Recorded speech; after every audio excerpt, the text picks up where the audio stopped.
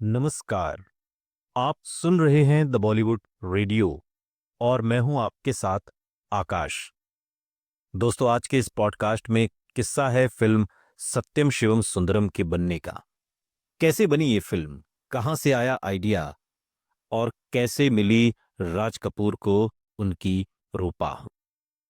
Director के मन में फिल्म बनाने का आइडिया कहीं से भी आ सकता है।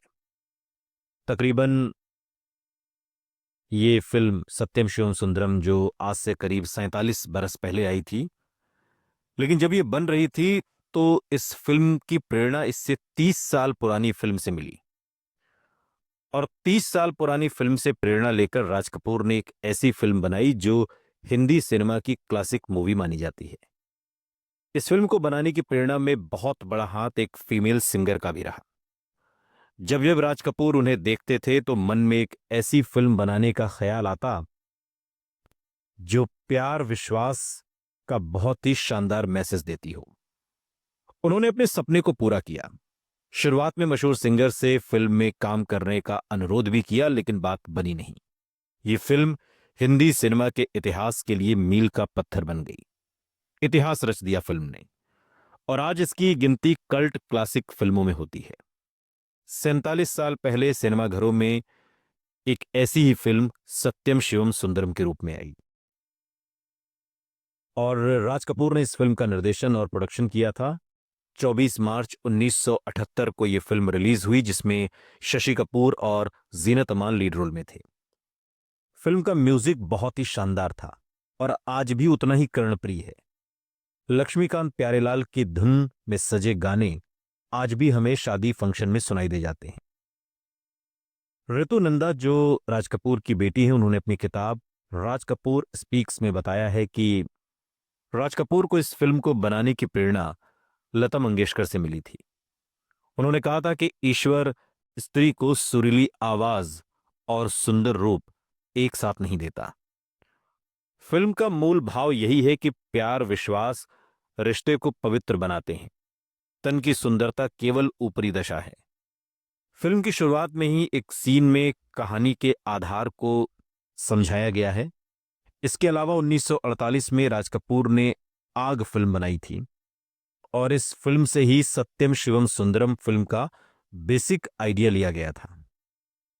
आग फिल्म के एक अलग ही पक्ष को इसमें दिखाया गया है। सत्यम शिवम सुंदरम फिल्म के नरेशन में राज कपूर एक पत्थर के लिए कहते हैं। अगर मैं आपसे पूछूं कि ये क्या है तो आप क्या कहेंगे? पत्थर। जब आप उस पर पुष्प चढ़ाते हैं तो उसे भगवान मान लेते हैं। आपकी श्रद्धा विश्वास और प्यार उसे भगवान बनाता है जो सत्य है, शिव है और सुंदर है। राज कपूर शुरुआत में लता मंगेशकर को फिल्म में कास्ट करना चाहते थे रूपा के किरदार के लिए, लेकिन उन्होंने इनकार कर दिया। लता मंगेशकर का कहना था कि वो सिर्फ अपनी आवाज दे सकती हैं, एक्टिंग नहीं करना चाहती। ये फिल्म हेमा मालिनी, डिंपल कपाड़िया और विद्या सिन्हा के पास से होती हुई जीनत अमान के पास पहुंची। जीनत अमान ने राज कपूर से इस स्टोरी की चर्चा जब सुनी और राज कपूर ने जब उन्हें रूपा के बारे में बताया, तो एक दिन जीनत अमान ने टिश्यू पेपर की मदद से चेहरे पर ऐसा डिजाइन बनाया और राज कपूर से मिलने पहुंच गई। गेट पर जो गेटकीपर होते हैं उनसे कहा कि जाओ राज साहब से कहो कि उनकी रूपा आई है, और उसने जाकर यही कहा। और फिर जब अंदर बुलाया गया तो जिस किरदार में जीनत अमान गई थी, देखकर राज कपूर खुश हो गए। जीनत को देखकर राज कपूर ने अपनी पत्नी कृष्णा को बुलाया और कहा कि रूपा मिल गई। कृष्णा ने साइनिंग अमाउंट के तौर पर सोने के सिक्के दिए। राज कपूर ने यह फिल्म अपने दोस्त सिंगर मुकेश को समर्पित की थी। इस फिल्म में एक गाना है, चंचल शीतल निर्मल कोमल। यह गाना मुकेश ने गाया था और इस गाने को रिकॉर्ड करने के बाद मुकेश का निधन हो गया था। चेहरे और आवाज में फर्क को लेकर राज कपूर के बयान से लता मंगेशकर काफी दुखी हुई, क्योंकि राज कपूर ने कहा था कि भगवान खूबसूरती और खूबसूरत आवाज दोनों एक साथ नहीं देते। और इससे लता मंगेशकर ने अपने ऊपर एक कमेंट की तरह लिया और इस बात से वो बहुत दुखी हुई। कहा जाता है कि इस फिल्म में लता मंगेशकर के भाई हृदयनाथ मंगेशकर म्यूजिक देने वाले थे।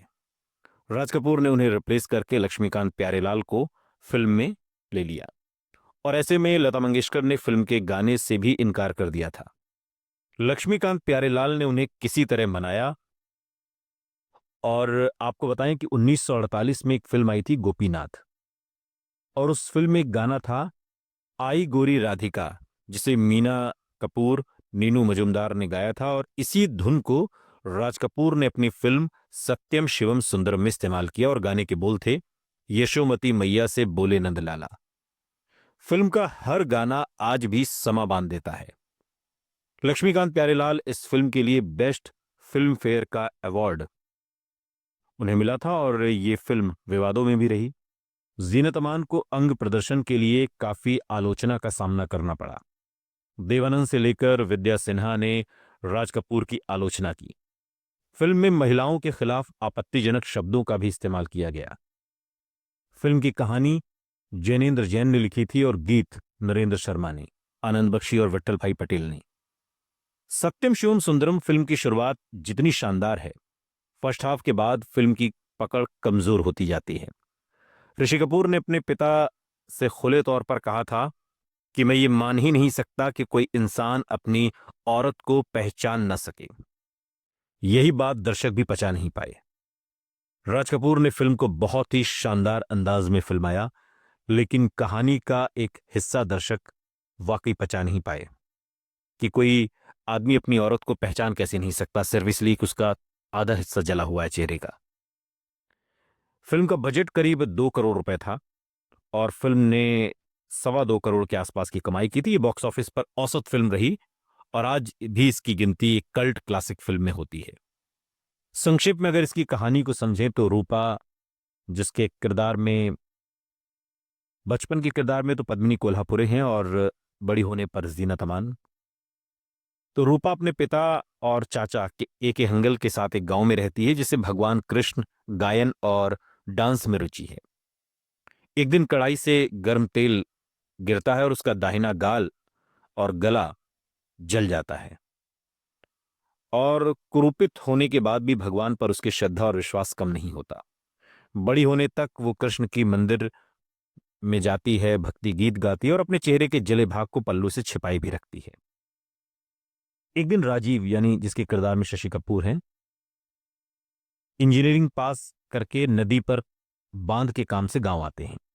रूपा यानी जीनत अमान का गाना सुनकर उसके पास वो आता है और उसके कुरूप चेहरे को देखकर वहां से चला जाता है। रात को रूपा का कुरूप चेहरा न दिखे, उसके पिता ने अनुमति लिए उससे विवाह करता है और जिसके परिणाम स्वरूप रूपा चिंतित है और अगले दिन उसका चेहरा देखकर उसे घर से निकाल देता है। इधर रूपा राजीव से रातों को मिलती है और अपने गीत से उसे सम्मोहित करती है। चलते चलते दोनों में संबंध हुए। रूपा गर्भवती होती है जिसे रंजीत नकारता है और कुछ दिन बाद नदी में बाढ़ आती है और सारा गांव डूब जाता है। रूपा उसकी पत्नी होने के सत्य को स्वीकार करता है और डूबने से बचाता है। ये इस फिल्म की संक्षेप में इसकी कहानी है और इस तरीके से जो ये आखिरी हिस्सा है इसको शायद लोग बचा नहीं पाए कि कैसे कोई अपनी पत्नी को पहचान ना सके, जो सवाल कहीं ना कहीं खुद शशि कपूर ने भी उठाया था। इसमें एक दिलचस्प फैक्टर ये भी है कि इस फिल्म में शशि कपूर के किरदार के लिए राज कपूर राजेश खन्ना को लेना चाहते थे, लेकिन ये बात कपूर फैमिली को नागवार गुजरी। इस बात के लिए न शम्मी कपूर राजी थे, ना शशि कपूर और ना ही ऋषि कपूर।